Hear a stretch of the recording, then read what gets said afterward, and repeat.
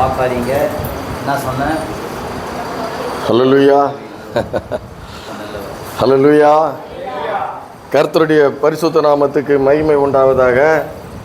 இப்பொழுதும் வாசிக்கும்படி தெரிந்து கொள்ளப்பட்ட வேத வசனம் 1 கொரிந்தியர் 1வது அதிகாரம் 30வது வசனம். 1 கொரிந்தியர் 1வது அதிகாரம் 30வது வசனம். நீங்கள் அவராலே கிறிஸ்து இயேசுவுக்குட்பட்டிருக்கிறீர்கள். எழுதியிருக்கிறபடி மேன்மை பாராட்டுகிறவன் கர்த்தரை குறித்தே மேன்மை பாராட்டத்தக்கதாக அவரே தேவனால் நமக்கு ஞானமும் நீதியும் பரிசுத்தமும் மீட்புமானார். ஹல்லேலூயா.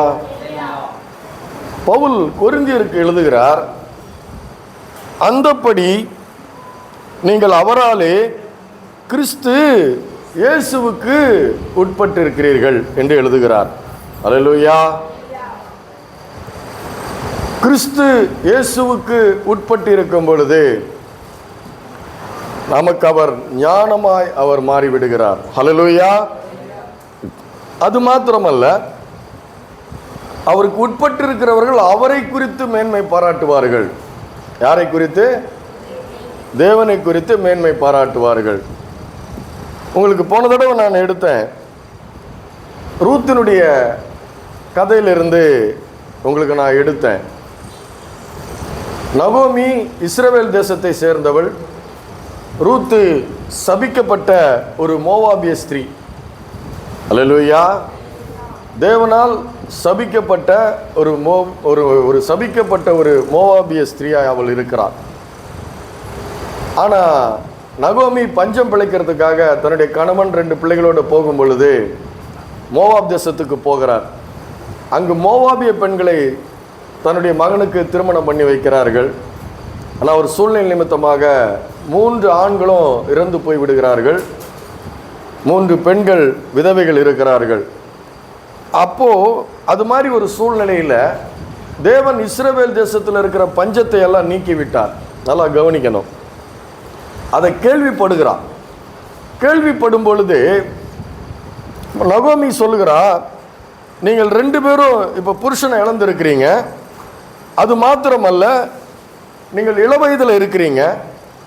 இளவயதில் இருக்கிறதுனால நீங்கள் இந்த தேசத்தில் போயிட்டு நீங்கள் யாரையாவது திருமணம் செய்து கொள்ளுங்கள் என்று அவள் சொல்லுகிறாள். அதில் ஒரு பெண், ஓர்பால் என்கிற ஒரு பெண் நகோமியினுடைய வார்த்தையை கேட்டு, சரி நான் போகிறேன் அப்படின்ட்டு அவள் அந்த தேசத்தில் போய் இன்னொருத்தரை திருமணம் செய்து கொள்ள போகிறாள். ஆனால் ரூத் இதில் ரொம்ப வித்தியாசமானவள்.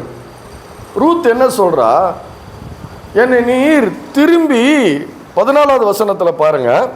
அப்பொழுது அவர்கள் சத்தமிட்டு அதிகமாய் அழுதார்கள். ரூத்தினுடைய புஸ்தகம் 1ஆம் அதிகாரம் 14வது வசனம் என்ன சொல்லுகிறது? அப்பொழுது அவர்கள் சத்தமிட்டு அதிகமாய் அழுதார்கள். ஓர்பால் தன் மாமியை முத்தமிட்டு போயிட்டா. ரூத்தோ அவளை விடாமல் பற்றி கொண்டாள். அது மாத்திரமல்ல, அதுக்கு அடுத்த வசனம் சொல்லுது, அப்பொழுது அவள் இதோ உன் சகோதரி தன் ஜனங்களிடத்திற்கும் தன் தேவர்களிடத்திற்கும் திரும்பி போய்விட்டாளே, நீயும் உன் சகோதரியின் பிறகு திரும்பி போ என்றால், அதற்கு ரூத்து சொல்லுகிற ஒரு வார்த்தை நீங்க கவனிக்கணும். அதற்கு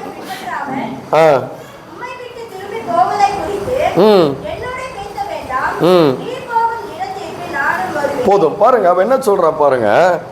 அதற்கு ரூத், நான் உம்மை பின்பற்றாமல் உம்மை விட்டு திரும்பி போவதை குறித்து என்னோட கூட பேச வேண்டாம். அல்லேலூயா. இதுக்கு என்ன பேர் தெரியுமா?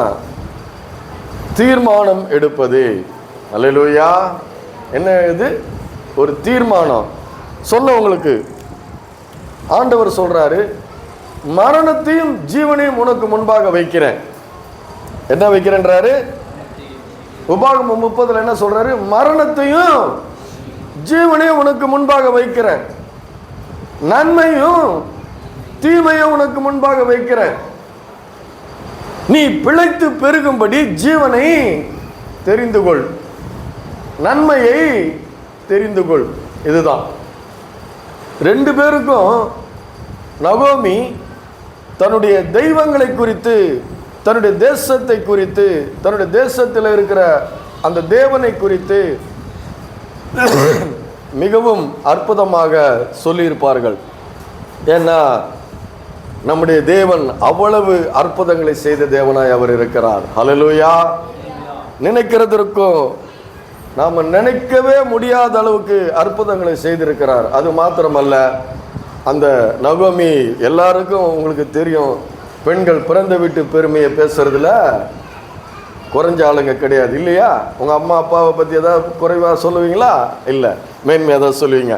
அதுபோல் நகோமி இதை சொல்லியிருக்கும் பொழுது அவளுக்கு பெரிய ஒரு வித்தியாசம், ரூத்துக்கு ஒரு பெரிய வித்தியாசம். இருதயம் ஏதோ ஒரு விதத்தில் திறக்கப்பட்டு, இந்த நகோமி சொல்கிற தேவன் எவ்வளவு ஒரு வல்லமை உள்ளவராய் இருக்கிறார். அது மாத்திரமல்ல, அந்த தேவன் எப்படி ஒரு கிருபையை வெளிப்படுத்துகிறவராயிருக்கிறார். அது மாத்திரமல்ல, இந்த தேவன் எப்படி ஒரு தாயினுடைய மார்பை போன்ற அன்பை வெளிப்படுத்துகிறவராயிருக்கிறார், இரக்கமுள்ளவராயிருக்கிறார், தன்னுடைய ஜனங்களுக்காக எப்பேற்பட்ட அற்புதங்களை எல்லாம் செய்கிறார் என்பதை அவளுடைய இருதயம் திறக்கப்பட்டு அதில் ஆழமாய் பதிந்திருக்கிறது. அதனால தான் அவ ஒரு தீர்மானம் எடுக்கிறா. என்ன தீர்மானம் எடுக்கிறா? திரும்பி போவதை குறித்து இனிமே நீ என்கிட்ட பேசக்கூடாது. என்ன பேசக்கூடாது? நான் என் தேசத்துக்கு திரும்பி போறதில்ல, அதை பற்றி நீங்கள் நம்ம திரும்ப என்கிட்ட, நான் திரும்பி போவதை பற்றி என்னோடு கூட நீ பேச வேண்டாம். மாமியார்கிட்ட சொல்கிறா. அதுக்கப்புறம் சொல்கிறா, உன் ஜனம் என் ஜனம், உன் தேவன் என் தேவன். அப்போ இந்த தீர்மானம் உங்களுக்கு நீங்கள் அப்படி எடுத்திருக்கிறீங்களா? அல்லேலூயா.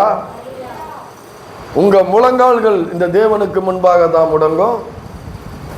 என் நாவு இந்த தேவனை தான் அறிக்கையிடும், ஆராதனை செய்யும், துதிக்கும் என்று தீர்மானம் எடுத்திருக்கிறீங்களா?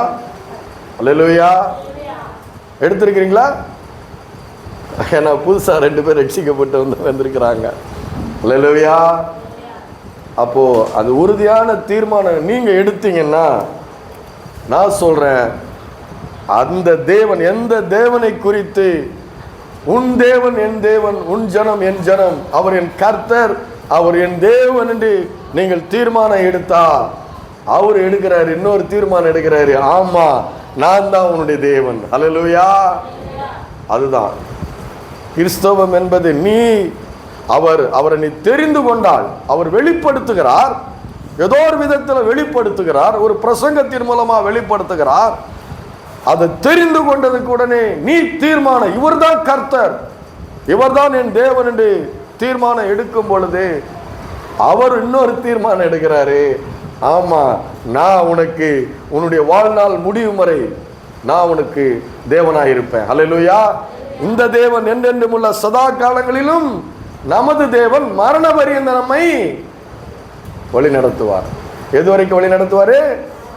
மரண பரியந்தம் உன்னை கைவிடாமல் வழி நடத்தக்கூடிய ஒரு அற்புதமான தேவனை நீங்கள் தெரிந்தெடுத்திருக்கிறீர்கள். ஹல்லேலூயா. அப்பேற்பட்ட தேவன். அப்ப அந்த தீர்மானம் ஒரு தரமான ஒரு தீர்மானம் என்று சொன்னேன். அது மாத்திரமல்ல, அவ அந்த தேசத்துக்கு போயிடுறா. அந்த தேசத்துக்கு போய் அவளுக்கு ஒரு முறை வருது. அதான் சொன்ன உறவின் முறை மீட்பர், கின்ஸ் ரெடிமர் என்று சொல்வார்கள். உறவின் முறை மீட்பரா ஒருத்தன் இருக்கிறான். அங்க கிருபையின் சட்டங்கள் இருக்குது. அவன் பெரிய ஐஸ்வர்யவானா இருக்கிறான். அவனுடைய வயலுக்கு அவ போகிறா. அங்க என்ன போட்டிருக்குது? தற்செயலாய் அவளுக்கு நேரிட்ட நிலம் போவாசுடையதா இருந்தது என்று போட்டிருக்கிறது. ஆனா கிறிஸ்தவர்களுக்கு, கிறிஸ்துவுக்கு உட்பட்டு இருக்கிறவர்களுக்கு, கிறிஸ்துவை இரட்சகராக, மீட்பராக, மேய்ப்பராக, அவர்தான் என்னுடைய தேவன் என்று நீங்கள் இருதயத்தில் விசுவாசித்து நாவிலே அறிக்கையிட்டிருக்கிறவர்களுக்கு தற்செயலா எதுவும் நடப்பதில்லை. அல்லேலூயா. உலகத்தார் சொல்றாங்க இல்லையா, கோஇன்சிடென்ஸ், திடீர்னு நடந்துடுச்சு, யதார்த்தமா நடந்துடுச்சு, இல்ல அவனுக்கு ஒரு லக் அடிச்சிருச்சு அப்படின்னு உலகத்தார் சொல்றாங்கல்ல. அது கிறிஸ்தவர்களுக்கு கிடையாது. அல்லேலூயா. இருதயத்திலே அந்த தேவனை நீங்கள் விசுவாசித்து இரட்சகராக ஏற்றுக்கொண்ட உங்களுக்கு தற்செயலா எதுவும் நடப்பதில்லை.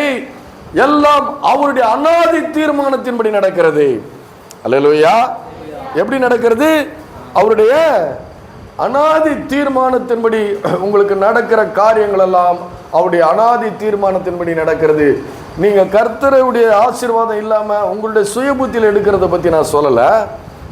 என்னைக்கு அவர்தான் என்னுடைய தேவன் என்று இருதயத்தில் விசுவாசித்து ஒரு தீர்மானம் இருதயத்தில் தீர்மானம் எடுக்கிறீங்களோ அன்று முதல் உங்களுக்கு தற்செயலா எதுவும் இல்லை, அவருடைய கிருபையின்படி தான் உங்களுக்கு நடக்கிறது. ஹல்லேலூயா. அப்ப அந்த தீர்மானம் எடுக்கும் பொழுது அந்த தீர்மானத்தை எடுத்த உங்களை அவர் அறிந்திருக்கிறார். நாகும் எழுதின தீர்க்க தரிசன புஸ்தகம் 1வது அதிகாரம் 7வது வசனத்தில் சொல்லப்பட்டிருக்கிறது. அவர் என்ன சொல்லப்பட்டிருக்கிறது? தம்மை நம்புகிறவர்களை அவர் அறிந்திருக்கிறாராம். அல்லேலூயா. மாய்மாலமா இல்ல, மாய்மாலமா இல்ல. அல்லேலூயா. உண்மையாய் தன்னை உண்மையாய் நம்புகிறவர்களை அவர் அறிந்திருக்கிறார். ஐயா கோச்சிக்கு வரன்னு ஆலயத்துக்கு வர்றவங்களுக்கு பார்த்து இல்லை. அல்லேலூயா. இவர் பரிசுத்தமான தேவன், இவர் ஜீவனுள்ள தேவன், இவர் சர்வ வல்லமை உள்ள தேவன், அவரால் கூடாதது எதுவுமே இல்லை என்று உங்களுடைய இருதயத்தில் விசுவாசித்து வந்திருக்கிறவருடைய இருதயங்களை அவர் அறிந்திருக்கிறார். யோபின் புஸ்தகம் 38வது அதிகாரத்தில் சொல்லப்பட்டிருக்கிறது, சமுத்திரங்களின் ஆழங்களில் நீ உலாவினது உண்டா கேட்கிறார். அவரு என்ன கேட்கிறாரு? சமுத்திரத்தின் ஆழங்களில் நீ உலாவினது உண்டா? இன்னைக்கு யாரு சமுத்திரத்தினுடைய ஆழம் யாருக்கு தெரியாது. அல்லேலூயா. எந்த மனுஷனும் இன்னைக்கு கண்டுபிடிக்கல. அவர் சொல்றாரு, நான் அங்க உலாவின. எங்க உலாவின? சமுத்திரத்தின் ஆழங்களிலே உலாவின தேவன் நான். உன்னால முடியுமா அப்படின்னு கேட்கிறாரு.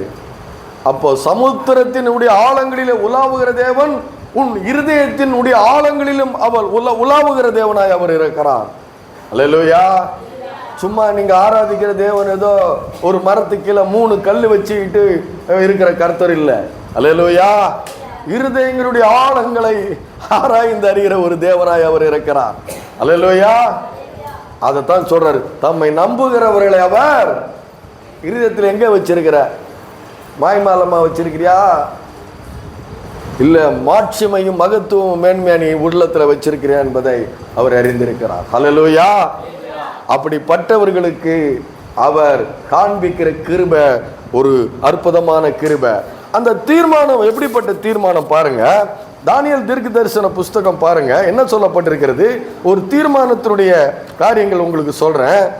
அவன் சொல்றான் பாருங்க, ராஜாவின் போஜனத்தால் தன்னை தீட்டுப்படுத்தாதபடி தன்னுடைய இருதயத்திலே தீர்மானம் பண்ணி கொண்டான். என்ன போட்டிருக்கு பாருங்க, பாருங்க 1ஆம் அதிகாரம் 8வது வசனம். தானியேல் தீர்க்க தரிசன புஸ்தகம் 1வது அதிகாரம் 8வது வசனம் என்ன போட்டிருக்கு பாருங்க. அப்படி படிக்கூடாதுமா. தானியேல் ராஜாவின் போஜனத்தினால்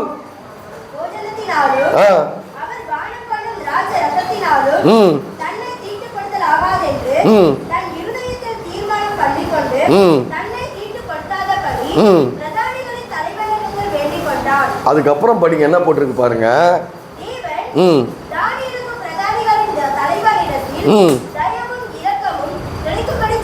அடுத்த உடனே இருதயத்துல நீ தீர்மானம் எடுத்த உடனே உனக்கு என்ன கிடைக்குது?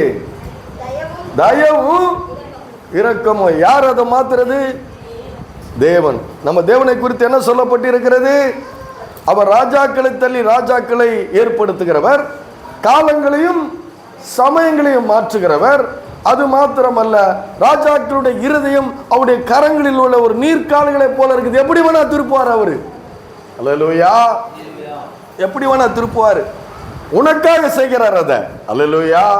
உலகத்துல இப்படி ஒரு இருதயத்தை மாற்றக்கூடிய தேவன் இருதயத்தினுடைய ஆழங்களில் உலாவக்கூடிய தேவன், இருதயத்தினுடைய ஆழங்களிலே உலாவி இருதயங்களை மாற்றக்கூடிய, உனக்காக மற்றவருடைய இருதயங்களை மாற்றக்கூடிய ஒரு அற்புதமான தேவன் நம்முடைய தேவனாய் அவர் இருக்கிறார். அல்லேலூயா. உங்களுக்கு போன தடவை சொல்லிட்டு போன மறந்துருக்கிறீங்களா என்னன்னு தெரியல. 2 பேர் கொஞ்ச நேரம் நம்ம பேசிட்டு இருந்தோம்னா கொஞ்ச நேரத்தில் யாராவது ஒருத்தரை பற்றி பேச ஆரம்பிச்சிருவோம். யாராவது பற்றி பேச ஆரம்பிச்சா கண்டிப்பாக நான் சொல்கிறேன் அவங்களை பற்றி நல்ல விதமாக பேச மாட்டோம்.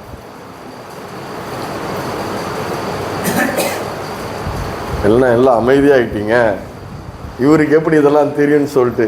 நானும் அப்படி தான் இருக்கிறேன் சில நேரங்களில். அல்லேலூயா.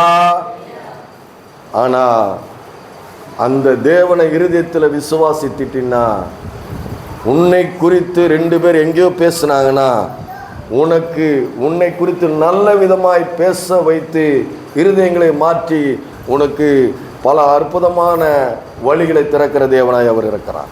அல்லேலூயா. அதான் போட்டிருக்கு, அதான் சொல்றான். தானியேல் தீர்மானம் எடுக்கிறான், பிரதானிகளின் தலைவரிடத்தில் தயவும் இரக்கமோ அவனுக்கு கிடைக்குது. அல்லேலூயா. அப்போ எப்போ நம்ம அப்படி இருதயத்தினுடைய ஆழத்தில் அப்படி தீர்மானம் பண்ணும் பொழுது, ஏன்னா அவர் யாருன்னா அவரை பற்றி நம்ம எப்படி நினைக்கிறோம்? அவர் சர்வ வல்லமையுள்ள தேவன். அது மாத்திரமல்ல, அவர் தன்னுடைய ஜனங்கள் மீது அவ்வளவு இரக்கம் உள்ளவராய் அவர் இருக்கிறார். ஹல்லேலூயா. அது மாத்திரமல்ல, வேதம் சொல்லுகிறது, சங்கீதங்களின் புஸ்தகம் 19வது அதிகாரம் 7வது வசனம் சொல்லுகிறது. என்ன சொல்லுகிறது? கர்த்தருடைய வேதம் குறைவற்றதும் ஆத்துமாவை உயிர்ப்பிக்கிறதுமாயிருக்கிறது. அதான் அந்த நகோமி மூலமா கேட்ட சத்தியத்தினால ரூத்தினுடைய ஆத்துமா உயிர்ப்பிக்கப்பட்டு விட்டது. ஹல்லேலூயா. அது போல, அது மாத்திரமல்ல, இன்னொரு இடத்துல வேதம் சொல்லுகிறது, அவர் மனுஷரையும் மிருகங்களையும் காப்பாற்றுகிறார். சங்கீதம் 36 என்ன பண்ணப்பட்டிருக்குது? மனுஷரையும் மிருகங்களையும் காப்பாற்றுகிறார். காக்கை குஞ்சுகளை அவர் போஷிக்கிற தேவனாய் இருக்கிறார் என்று வேதம் அவரை குறித்து அற்புத விதமாய் அது சொல்லுகிறது. ஹல்லேலூயா. அப்போ இது எப்படிப்பட்டதா இருக்கிறது? இது இருதயத்தில் தீர்மானம் எப்படி எடுக்கிறா? ஒரு விசுவாசம். ஹல்லேலூயா. கேட்ட வார்த்தைகளிலிருந்து, இந்த தேவனை குறித்து கேட்ட வார்த்தைகளிலிருந்து இருதயத்தில் ஒரு மாபெரும் விசுவாசம் அவளுக்கு உண்டாகிறது. அல்லேலூயா. விசுவாசம் நம்பொழுது உலகத்தார் கூட பேசுவாங்க இல்லையா? விசுவாசம் என்பது என்ன சொல்லப்பட்டிருக்கிறது? உலகத்தார் கூட விசுவாசத்தை பற்றி பேசுறாங்களா இல்லையா? நம்பிக்கையை பற்றி பேசுறாங்களா இல்லையா? பேசுறாங்க. ஆனால் கிறிஸ்தவ விசுவாசம் என்பது அப்படிப்பட்டதல்ல. கிறிஸ்தவ விசுவாசம் எப்படிப்பட்டதுன்னா, எபிரேயர் 11:1 சொல்லுகிறது, விசுவாசமானது நம்பப்படில் உறுதியும் காணப்படாதவர்களுடைய நிச்சயமா இருக்குது. நல்லா கவனிச்சு சொல்றேன். விசுவாசமானது நம்பப்படில் உறுதியும் காணப்படாதவர்களுடைய நிச்சயம் இல்லையா? அப்ப விசுவாசம் காணப்படாதவைகளை குறித்து ஒரு நிச்சயம். என்னது காணப்படல? இப்போ ரூத்தினுடைய வாழ்க்கையில ஒரு ஆசீர்வாதம் இல்லை, அவ விதவையா இருக்கிறான். அது மாத்திரமல்ல, அந்த 2 விதவைகளும் திக்கற்றவர்களா இருக்கிறார்கள், ஏழைகளா இருக்கிறார்கள், கைவிடப்பட்டவர்களா இருக்கிறார்கள், உலகத்தால கைவிடப்பட்டவர்களா இருக்கிறார்கள் அவர்கள் 2 பேரும். ஆனா இப்போ அவர்களுக்கு இந்த தேவன் சர்வ வல்லமையுள்ள தேவனாய் இருக்கிறார். அல்லேலூயா. இந்த தேவன் யாரா இருக்கிறாரு? சர்வ வல்லமையுள்ள தேவனாய் இருக்கிறார். அந்த சர்வ வல்லமையுள்ள தேவன் இந்த திக்கற்றவர்களையும், இந்த அனாதைகளையும், இந்த ஏழைகளையும் அவர் என்ன பண்ணணும்? காப்பாற்ற வேண்டும். அவருடைய வல்லமையை காண்பித்து அவர்களை காப்பாற்ற வேண்டும். அப்போ அவ எடுத்த தீர்மானம் என்ன? தீர்மானம் எடுத்தா, அவர் காக்கை குஞ்சுகளை போஷிக்கிறவர், என்னையும் போஷிக்கிறவர். அது மாத்திரமல்ல, தன்னுடைய ஜனங்களுக்காக அவருடைய கிருபையை வெளிப்படுத்துகிறவர், அவர் அற்புதங்களை செய்கிற தேவன் என்று அவள் இருதயத்தில் விசுவாசிக்க வேண்டும். அல்லேலூயா. ஆனா அவருடைய வாழ்க்கையில் என்ன இருக்குது? இப்போ என்ன இருக்குது? என்ன இருக்குது? ஒரு திக்கற்றவர்களாய், ஒரு விதவையாய், அப்படிப்பட்டவர்களாய் அவர்கள் இருக்கிறார்கள். ஹல்லேலூயா. அப்போ அப்படிப்பட்ட ஒரு சூழ்நிலையிலே அவர்கள் வாழ்ந்து கொண்டிருக்கிறார்கள். அப்போ அப்படி அந்த விசுவாசத்தை அவர்தான் என் தேவன் என்று இருதயத்தில் விசுவாசிக்கும் பொழுது உங்கள் ஆத்துமா தேவனுக்கு நேராக மாறுகிறது, தேவனுக்கு நேராக திருப்பப்படுகிறது. உங்கள் ஆத்துமா அப்படி விசுவாசிக்கும் பொழுது அவர் எனக்கு யாவையும் செய்து முடிப்பார் என்கிற விசுவாசம் உங்கள் ஆத்துமாவை தேவனுக்கு நேராக உயர்த்துகிறதா இருக்கிறது, நேராக்குகிறதா இருக்கிறது. அது மாத்திரமல்ல, கர்த்தருக்கு காத்திருப்பதாயும் அது இருக்கிறது. அல்லேலூயா. ஆத்துமாவை தேவனுக்கு நேராக்குகிறது. ஆத்துமானா தெரியுமா? சொன்ன அறிவுத்திறன், உணர்வு திறன், சித்தம் கொள்கிற திறன், இந்த மூணு உடையதுதான் ஆத்துமா. அல்லேலூயா. என்ன நீங்க பார்த்ததில்லை, உங்களை நான் பார்த்ததில்லை, உங்க ஆத்மாவை நான் பார்த்ததில்லை, என் ஆத்மாவை நீங்க பார்த்ததில்லை. ஆனா சரீரத்தை படி பார்க்கிறோம். ஆனா ஆத்மா தான் நிஜமான மனிதன். அல்லேலூயா. அப்போ அந்த ஆத்மாவை தேவனுக்கு நேராய் உயர்த்துவது, தேவனுக்கு நேராய் அதை நேராக்குவது காத்திருப்பது. அல்லேலூயா. அததான் தேவன் நம்மை பார்க்கிறவராய் இருக்கிறார். அது மாத்திரமல்ல, எரேமியா தீர்க்க தரிசன புஸ்தகம் 31வது அதிகாரம் என்ன சொல்லுகிறது? ஒரு சிறையிருப்பு போல இருக்கிறது. இந்த விதவையா இருக்கிறது, அந்த திக்கற்றவர்களா இருக்கிறது, அந்த ஏழையா இருக்கிறது எல்லாம் ஒரு சிறையிருப்பை போல அது இருக்கிறது. ஹல்லேலூயா. 12வது வசனம் சொல்லுகிறது பாருங்க. 11 படிங்க. கர்த்தர் யாக்கோபை மீட்டு அவனிலும் பலத்தவனுடைய கைக்கு அவனை நீங்களாக்கி விடுவிக்கிறவராய் இருக்கிறார். அல்லேலூயா. கர்த்தர் நம்மிலும் பலவானாய் இருக்கிற பிசாசின் கைகளுக்கு நீங்க விலக்குகிறார்.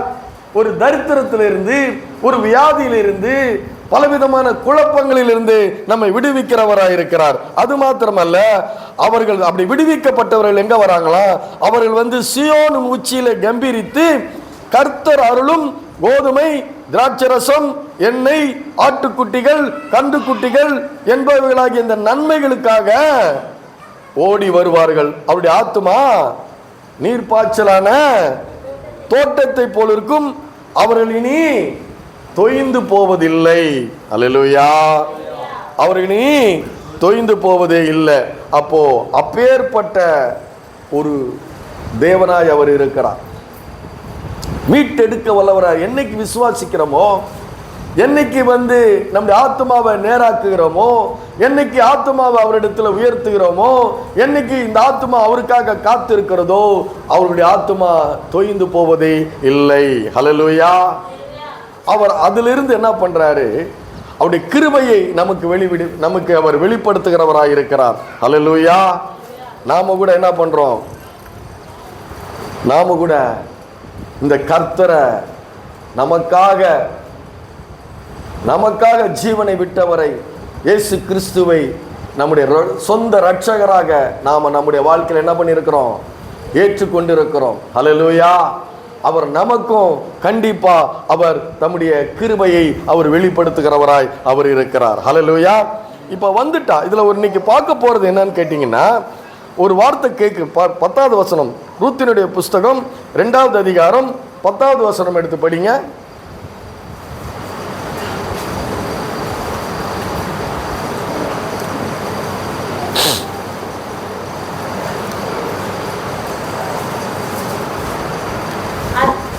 அப்பொழுது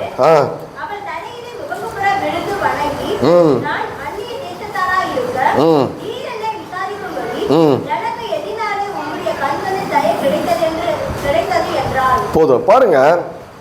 ரூத்து அவளுக்கு வேதம் சொல்லி இருக்கிறபடி தற்செயலாய் அவளுக்கு நேரிட்ட நிலம் போவாசுடையதாய் இருந்தது. அப்போ அங்க போய் அவளுடைய கண்களிலே அவளுக்கு ஒரு கிருபை கிடைக்கிறது. அப்பொழுது அவள் என்ன பண்ணிடுறா பாருங்க. அப்பொழுது அவள் தரையிலே முகங்குப்புற விழுந்து வணங்கி, நான் அந்நிய தேசத்தாளாய் இருக்க நீர் என்னை விசாரிக்கும்படி எதினாலே உம்முடைய கண்களில் எனக்கு எதினாலே உம்முடைய கண்களில் எனக்கு தயை கிடைத்தது. என்றைக்கு அவர் நம்முடைய தேவன் என்று தீர்மானம் நாம எடுக்கிறோமோ, அந்த தீர்மானம் விசுவாசத்தினால் எடுக்கிறோமோ, அன்னைக்கு நமக்கு நேரிடுகிறதெல்லாம் இந்த உலகத்திலே நமக்கு பல வகைகளிலே பல சூழ்நிலைகள் மத்தியிலே நமக்கு கிருபை கிடைக்க ஆரம்பிக்கிறது. அல்லேலூயா. நான் சொன்னேன், எனக்கு ஒரு இடுக்கமான நேரத்தில் ஒரு 500 மைலுக்கு அந்த பக்கம் 2 பேர் என்னை குறித்து நல்ல விதமாக பேசி என்னுடைய இடுக்கத்தை நீக்கிறதுக்கு தேவன் உதவி செய்தார். சொன்னா இல்லையா? அல்லேலூயா. அது நடந்தது. நான் எந்த பிரயாசமும் படலை. எனக்கு இடுக்கம் இருக்குது. எனக்கு என்ன இருக்குது? எனக்கு ஒரு இடுக்கம் வந்திருக்கிறது. அந்த இடுக்கத்திலிருந்து நான் இந்த தேவனை விசுவாசித்து என்னுடைய வாழ்க்கை இந்த தேவனுக்கு நேராக என்னுடைய வாழ்க்கையை நான் என்னைக்கு திருப்பி இருக்கிறேனோ அன்னைக்கு திருப்புறதுக்கு அப்புறம் என்ன ஆகுது? நான் எந்த பிரயாசமும் படலை, நான் எந்த கஷ்டமும் படலை. என்னை குறித்து ஒரு 500 மைலுக்கு அந்த பக்கம் இருக்கிற 2 பேர் நல்ல விதமாக பேசி எனக்கு தேவையானதை கொண்டு வந்து கொடுக்கிறார்கள். அல்லேலூயா. இதுதான் கிருபை. இன்னைக்கு கிருபையை பற்றி தான் பேச போகிறோம். நீ இருதயத்தில் தீர்மானம் எடுக்கும் பொழுது, உன் ஆத்துமாவை தேவனுக்கு நேராக்கும் பொழுது, தேவனுக்கு நேராக உயர்த்தும் பொழுது, அந்த தேவனுக்கு நீ காத்திருக்கும் பொழுது, அந்த தேவனை நீ விசுவாசிக்கும் பொழுது, உனக்கு கிருபை எந்த பக்கம் இருந்து தேவன் வெளிப்படுத்துவார்னு தெரியாது. ஆனால் அந்த கிருபை அவர் மூலமா, அந்த கிருபை அவருடைய கிருபையின் மூலமா உனக்கு ஒத்தாசை வரும். அல்லேலூயா. அதுக்கு தான் சங்கீதக்காரன் சொல்லுகிறான், எனக்கு ஒத்தாசை வரும் பர்வதங்களுக்கு நேராக என் கண்களை நான் ஏறெடுக்கிறேன். அல்லேலூயா. எங்கிருந்து வருது? அவர் இருதயத்தை மாற்றுகிறவராய் இருக்கிறார். அல்லேலூயா. அதனால தான் சொன்னேன் இல்லையா, காலங்களை சமயங்களை மாற்றுகிறவர், ராஜாக்களை தள்ளி ராஜாக்களை ஏற்படுத்துகிறவர். ராஜாக்களுடைய இருதயம் அவருடைய கைகளில் உள்ள நீர்க்கால்களை போல இருக்கிறது. அது மாத்திரமல்ல, யோபின் புஸ்தகம் 5ஆம் அதிகாரம் 9ஆம் வசனம் என்ன சொல்லுகிறது? ஆராய்ந்து முடியாத பெரிய காரியங்களை, எண்ணி முடியாத அதிசயங்களை அவர் செய்கிறவர். அல்லேலூயா. என்ன சொல்றாரு பாருங்க, அவருடைய கிருபை ஆராய்ந்து முடியாத பெரிய காரியங்களையும் எண்ணி முடியாத அதிசயங்களையும் உன்னுடைய வாழ்க்கையில் அவர் செய்ய வல்லவராயிருக்கிறார். அல்லேலூயா. தீர்மானம் எடுக்கும் பொழுது இருதயத்தில் அவர்தான் என்னுடைய கர்த்தர், அவர்தான் என்னுடைய தேவன் என்று நீ தீர்மானம் எடுக்கும் பொழுது, நீ நினைக்கிறதற்கும் வேண்டிக் கொள்வதற்கு மிகவும் அதிகமாய் கிரியை செய்ய வல்லவராய் அவர் இருக்கிறார். அல்லேலூயா. உன் வாழ்க்கையை மாற்றி அமைக்கக்கூடிய வல்லமை உள்ளவராய் அவர் இருக்கிறார். அல்லேலூயா. நீ நினைப்ப இது இருந்தா போதும்ட்டு. அல்லேலூயா. ஆனா அவர் தர்றது அவருடைய அளவின்படி அவர் தருகிறார் ஆசீர்வாதத்தை. அல்லேலூயா. யாருடைய அளவின்படி தர்றாரு? அவருடைய அளவு. அவருடைய அளவு என்ன? வானங்களை விரல்களால் விரித்த அளவு. அல்லேலூயா. அவர் கரம் வானங்களை விரல்களால் விரிக்கிற கரம். அவ்வளவு பெரிய கரம் அவருடைய கரம். அது மாத்திரமல்ல, தாழ்ந்தவர்களை உயரத்தில் வைத்து துக்கிக்கிறவரை ரட்சித்து உயர்த்துகிறாராம். அல்லேலூயா. யார? தாழ்ந்தவர்களை உயரத்தில் வைத்து துக்கிக்கிறவரை ரட்சித்து அவர்களை உயர்த்துகிறார். அல்லேலூயா. அண்ணாள் அவ்வளவு வசனப்பட்டா, துக்கப்பட்டா, வேதனைப்பட்டா, ஓடினால் வாழ்க்கையின் ஓரத்துக்கே ஓடினா. ஆனா அவ பேசுறா, மறுபடி சொல்றா, கர்த்தர் கொல்லுகிறவரும் உயிர்ப்பிக்கிறவருமாயிருக்கிறார். கர்த்தர் சிறியவனை புலியிலிருந்து எளியவனை குப்பையிலிருந்து உயர்த்துகிறவராயிருக்கிறார். அவ சொல்றா பாருங்க, பசியா இருந்தவர்கள் இனி பசியாகிறார்கள், திருப்தியா இருந்தவர்கள் அப்பத்துக்காக கூலி வேலை செய்கிறார்கள். அல்லேலூயா. மலடியா இருந்தவள் 7 பெற்றால், அநேகம் பிள்ளைகள் பெற்றவள் பலட்சயப்பட்டாளாம், வேதனைப்பட்டாளாம். கர்த்தர் அப்படி மாற்றுகிறவராயிருக்கிறார். அவ்வளவு ஒரு ஆத்துமாவில் கர்த்தரை அவ்வளவு தூரம் அவர் தூக்குகிறார், தூக்கி உயர்த்துகிறார். அவர் கண்மலை என்றார்.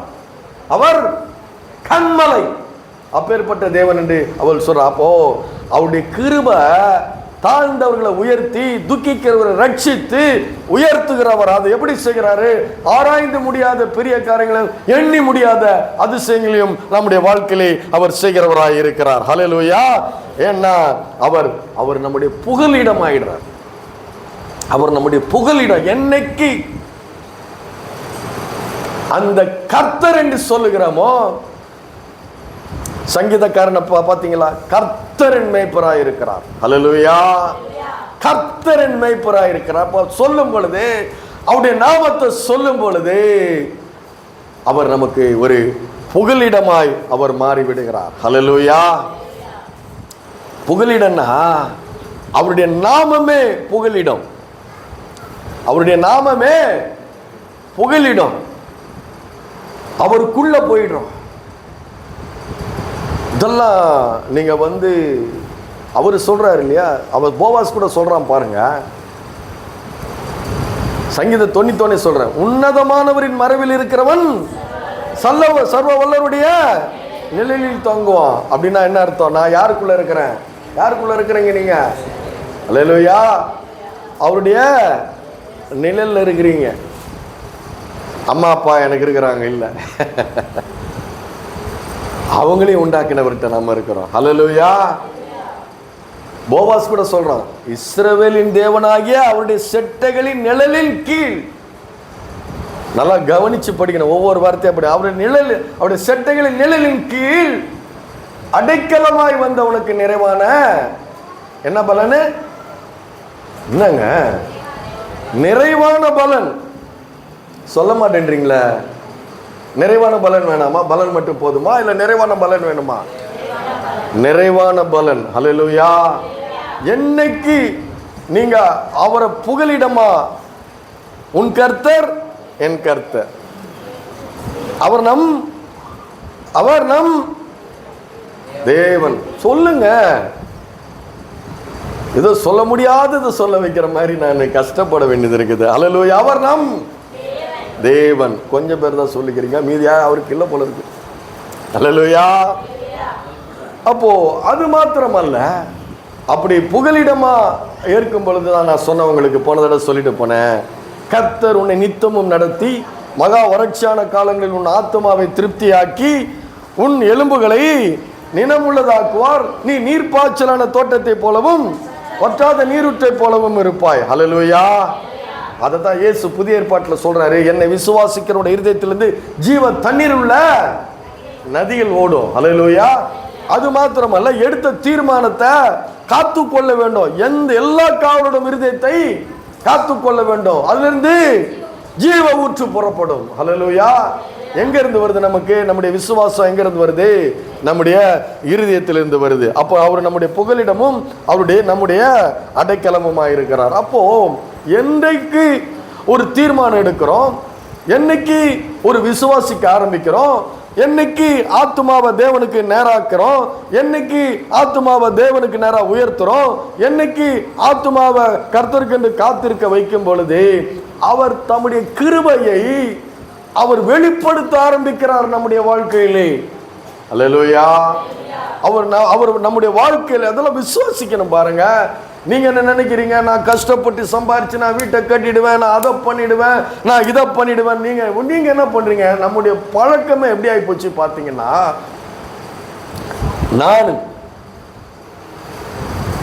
நான் அப்படிதான் யோசித்திருக்கிறேன் ஒரு காலத்துல. அல்லேலூயா. உண்டா இல்லையா? நான் உன்னை காப்பாத்துறேன், நான் உனக்கு எல்லாத்தையும் செய்கிறேன் சொல்கிறோமா இல்லையா? நான் கஷ்டப்பட்டு சம்பாதிச்சு சேமித்து வச்சு அதை பண்ணி இதை பண்ணி நான் வீட்டை கட்டி உனக்கு அதை வாங்கி சொல்கிறோமா இல்லையா? யோசிக்கிறோமா இல்லையா? ஆனால் கிறிஸ்தவம் நாம் கஷ்டப்படுறது பற்றியே இல்லை.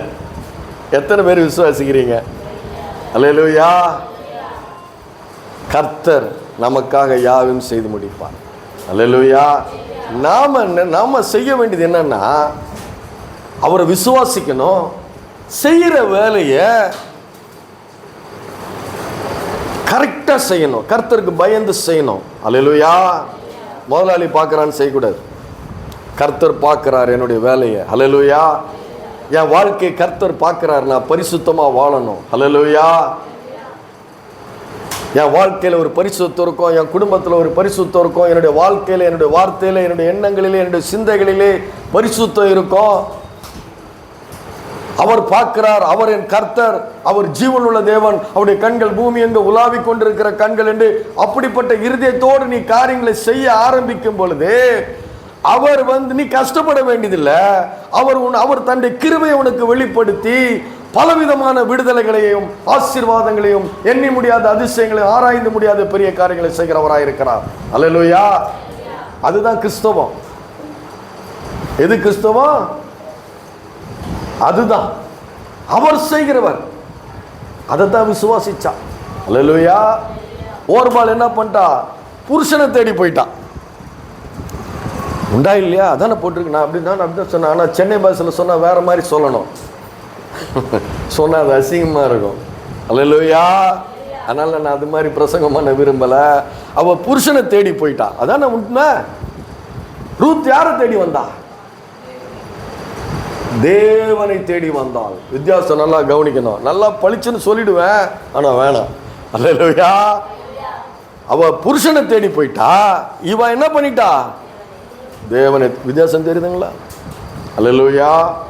இல்லை, இதுதான் திருப்பி திருப்பி அதை ஏன் மறுபடியும் போதிக்கிறேன்னா, நம்முடைய இருதயத்தில் நம்முடைய விசுவாசத்தை யார் மேல வைக்கணும்னு காட்டுறேன். அல்லேலூயா. மனுஷர் மேல் நம்பிக்கை வைத்து மாம்சமானதை தன்னுடைய புயபலமாக கேட்டிருக்கவன் யாரு? சபிக்கப்பட்டவன் என்று எழுதியிருக்கிறது. அல்லேலூயா.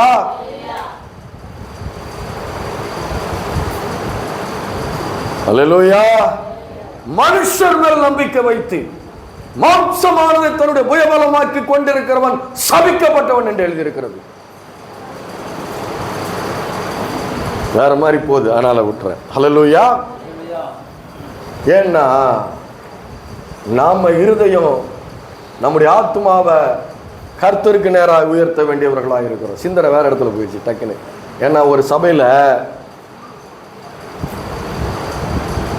போதகரை நம்பி தங்களுடைய வாழ்க்கையில் எந்த உயர்வை அனுபவிக்கல அவங்க. அல்லேலூயா. அவர்கிட்ட இருக்கிற வரத்தை நம்பி அப்படி இல்லை. சபை அப்படி கிடையாது. அல்லேலூயா. சபை என்பது கர்த்தரை மகிமைப்படுத்துகிற சபை. யாரை மகிமைப்படுத்துகிற சபை?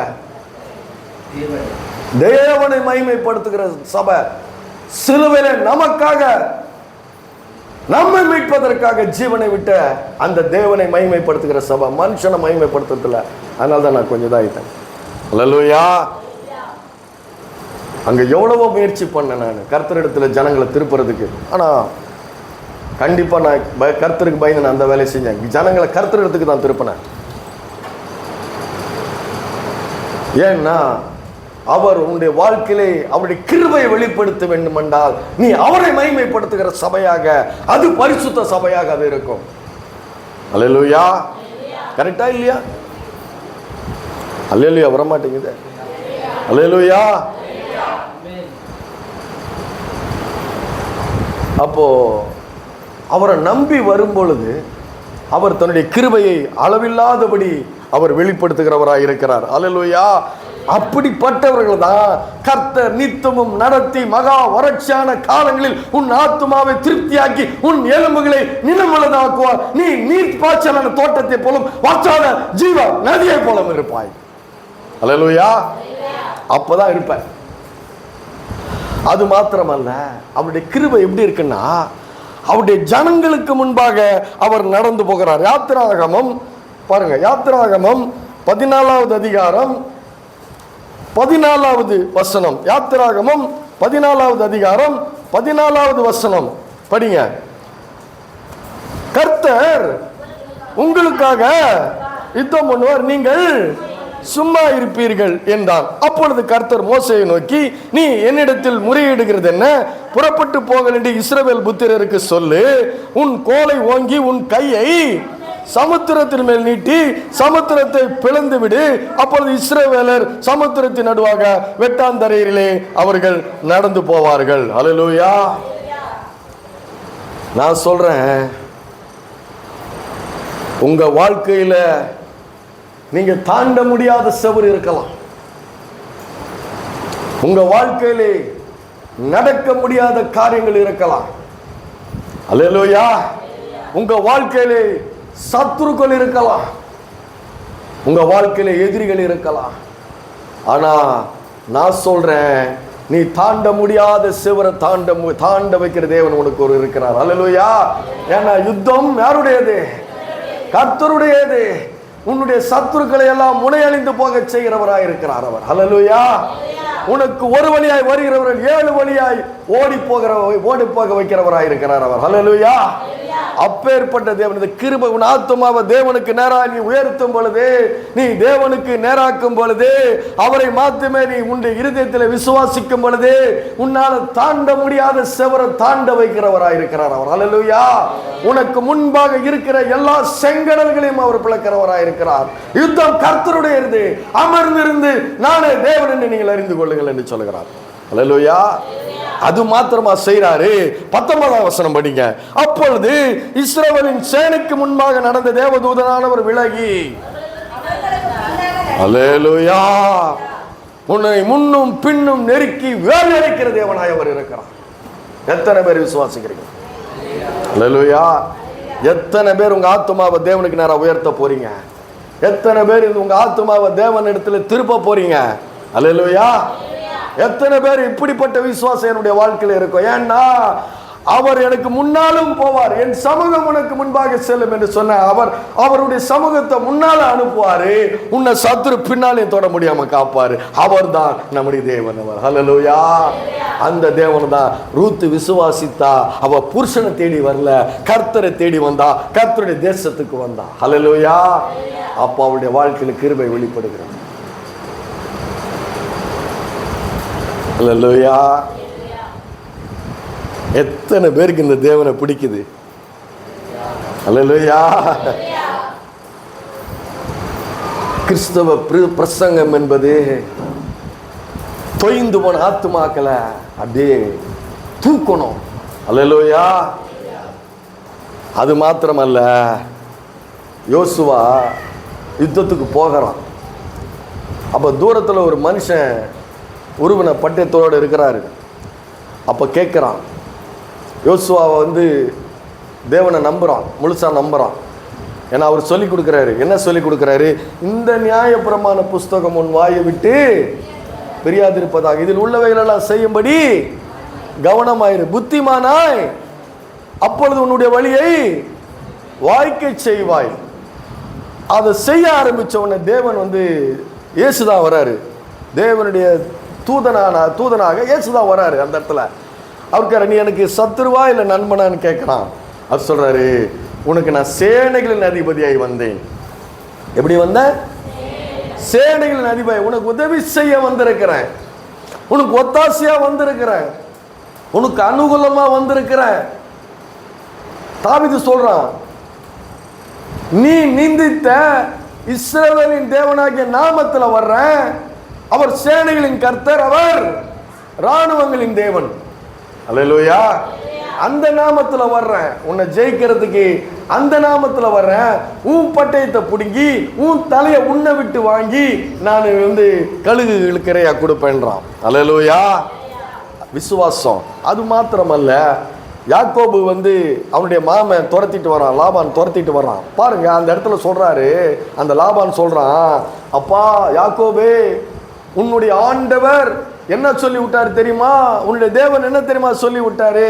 நீ யாக்கோபு கிட்ட நன்மையை அன்றி தீமை ஒன்று பேசக்கூடாது. அல்லேலூயா. அப்படின்னா என்ன அர்த்தம்? யாக்கோபு கிட்ட நீ கொழுப்பா, எடுப்பா, திமிரா, தைரியமா, தலை நிமிர்ந்து நீ யாக்கோபு கிட்ட பேசக்கூடாது. யாக்கோபை நான் இஸ்ரவேலா மாத்தி என்னுடைய மனுஷனா மாத்தி வைத்திருக்கிறேன் என்றார். ஹல்லேலூயா. உன்னை பார்த்தா பயப்படுற அளவுக்கு உயர்த்துகிற தேவன் அவன். ஹல்லேலூயா. இருதயத்தை மாத்துவார். நேற்று ஒரு சம்பவம் நடந்தது. டிரைவர் இல்லை, நானே டிரைவரா போனேன். என் வண்டிக்கு டிரைவரா போனது மேலாம அந்த சரக்கு வேலைக்காரர்கிட்ட தூக்கி விட்டுனுங்கிற பச்சை ஜீப்பில் 2 போலீஸ்காரன் நின்றுக்கிட்டான். டிரைவரை வர சொல்லணும். டிரைவர் இல்லை. 20 ரூபாய்க்கு. எவ்வளோக்கு? 20 ரூபாய்க்கு. டிரைவர் இல்லை. நான் தான் டிரைவராக வந்திருக்கேன். நல்லா பேண்ட் ஷர்ட் போட்டு, நல்லா இன் பண்ணி, நல்லா ஃபுல் கை ஷர்ட் போட்டு தூக்கி ஊற்றுனுக்கிறான். அவன் பார்த்தான். பார்த்துட்டு என்ன பண்ணிட்டான்? கம்முனி போயிட்டான். அல்லேலூயா. உன்னை பார்க்கும்போது தேவனுடைய முகப்பிரசன்னம் உன்னோடு கூட இருக்கும். விசுவாசித்தான். உன்னை விரல் நீட்ட முடியாது, உன்னை விரல் நீட்ட முடியாது. அல்லேலூயா. உன்னை பார்த்தாலே இருதயத்துக்குள்ள தேவன் ஒரு மாற்றத்தை உண்டு பண்ணக்கூடிய தேவன் அவர். நிறைய இடங்களை நான் அனுபவிச்சிருக்கிறேன். அல்லேலூயா.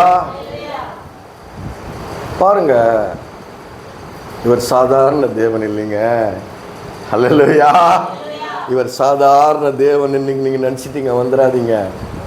மாபெரும் தேவன் அவர். அல்லேலூயா. அவர் மாபெரும் தேவன் அவர். அவர் அற்புதமானவர் அவர். அவர் நாமம் அதிசயமானவர் அவர். அவர் ஆலோசனை கர்த்தர் அவர். அவர் நித்திய பிதாவர். அவர் சமாதான பிரபு அவர். ஹல்லேலூயா, ஹல்லேலூயா. அப்பேற்பட்ட மகிமையின் தேவன் அவர் சொல்றாரு. வேதம் என்னன்னு சொல்லுகிறது பாருங்க. ஏசாயா தீர்க்க தரிசன புஸ்தகம் 52வது அதிகாரம் 9-12 வசனமும் 12வது வசனம் படிப்போம். ஏசாயா தீர்க்க தரிசன புஸ்தகம் 52:1-9 வசனம் படிங்க. இருங்க, 12வது வசனம் படிங்க. 12வது வசனம். நீங்கள் தீவிரத்து புறப்படுவதில்லை, நீங்கள் ஓடி போகிறவர்கள் போல ஓடி போவதும் இல்லை. அதாவது நீங்க பயந்து ஓடுறதில்லை. எதை கண்டு என்ன பண்ண போறதில்லை, பயந்து ஓடுவதில்லை. அவர் சொல்றாரு, கர்த்தர் உங்கள் முன்னே போவார், இஸ்ரவேலின் தேவன் உங்கள் பின்னாலே உங்கள் பிறகு காக்கிறவர். முன்னாடியும் போவாரு, ரிவர்ஸ் கீர் போடுவார் அவர். அல்லேலூயா. ரிவர்ஸ் கீர் போட்டு என்ன பண்ணாரு, பின்னாடியும் காப்பாரு, முன்னாடியும் போவார். உங்களை யாரும் தொட முடியாது. அல்லேலூயா. அப்போ என்றைக்கு இருதயத்திலே அவளுக்கு இப்படிப்பட்ட ஒரு விசுவாசம், உன் தேவன் என் தேவன், அப்போவே என்ன ஆக ஆரம்பிச்சிருது, கண்களில கிருபை கிடைக்க ஆரம்பிச்சிருது. ஒரு இடத்துல சொல்றாரு இல்லையா, பவுல் கிட்ட சொல்றாரு இல்லையா, என் கிருபை உனக்கு போதும், உன் பலவீனத்தில் என் பலன் பூரணமாய் விளங்கும். அப்படின்னு என்ன அர்த்தம்? அப்பா, இந்த பூமியில வாழ்றதுக்கு உன்னுடைய பலன் பத்தாது, நானே உனக்கு பலனா மாறுறேன். அல்லேலூயா. நானே உனக்கு பலனா நான் மாறுகிறேன். அதெல்லாம் நீங்க நினைச்சு கூட பார்க்க முடியாதுங்க உங்க வாழ்க்கையில.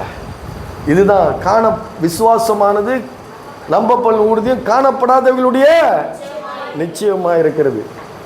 அந்த பலனை நீங்க பார்க்க முடியுமா? காத்தை யாராவது பார்த்துருக்கிறீங்களா? நானும் பார்த்ததில்லை. நீங்க யாராவது பார்த்துருந்தா சொல்லுங்க. நானும் பார்த்ததில்லை. அது போலதான் அவருடைய பலனை நீங்க பார்க்க முடியாது. உனக்குள்ள கிரியை செய்யும், அவருடைய பிரசன்னம் உனக்குள்ள கிரியை செய்யும், அவருடைய வல்லமை உனக்குள்ள கிரியை செய்யும். நீ செய்ய முடியாத காரியத்தெல்லாம் செய்வன்றார் ஆண்டவர். அல்லேலூயா. நீ செய்ய முடியாத காரியத்தெல்லாம் செய்ய முடியும். ஏன்னா அவருடைய கிருபை அப்படிப்பட்ட ஒரு ஆசீர்வாதத்தை நமக்கு தரும். அல்லேலூயா.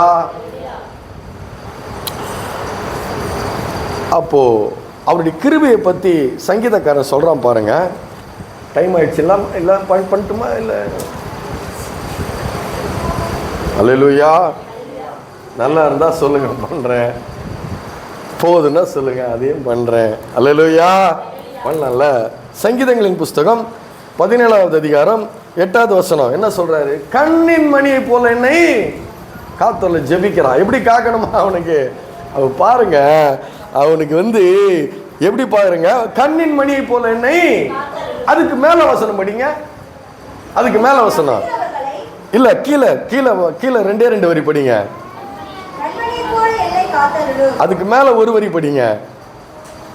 உம்முடைய அதிசயமான கிருபையை விளங்க பண்ணணும். என்ன கிருபையா? அதிசயமான கிருபை. அந்த அதிசயமான கிருபை தான் கண்ணின் மணியை போல காக்கிறது. அல்லேலூயா. எத்தனை பேர் விசுவாசிக்கிறீங்க? என்னால செய்ய முடியாத வேலையில நான் செஞ்சு முடிக்க போறேன் என் குடும்பத்துல. அல்லேலூயா. அப்படிப்பட்ட ஒரு கண்ணின் மணியை போல உம்மை நம்புகிறவர்களை அவர்களுக்கு விரோதமாக எழும்பிருந்து உம்முடைய வலது கரத்தினால் தப்பிவித்து ரட்சிக்கிறவரே, உம்முடைய அதிசயமான கிருபையை விளங்க பண்ணும். வாழ்க்கையில அதிசயமான கிருபைகளை விளங்க பண்ணுகிறவராய் அவர் இருக்கிறார்.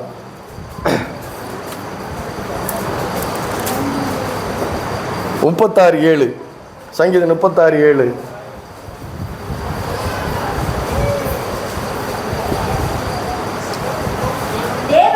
தேவனே, உம்முடைய கிருபை எவ்வளவு அருமையானது. முதல்ல என்ன சொன்னா? அதிசயமானது. அதுக்கப்புறம் என்ன சொல்றான்? அருமையானது. அல்லேலூயா. 63:7 சொல்றான். சங்கீதம் 63:7 சொல்றான், ஜீவனை பார்க்கிலும் உம்முடைய கிருபை மேலானது. அல்லேலூயா. அதுதான்.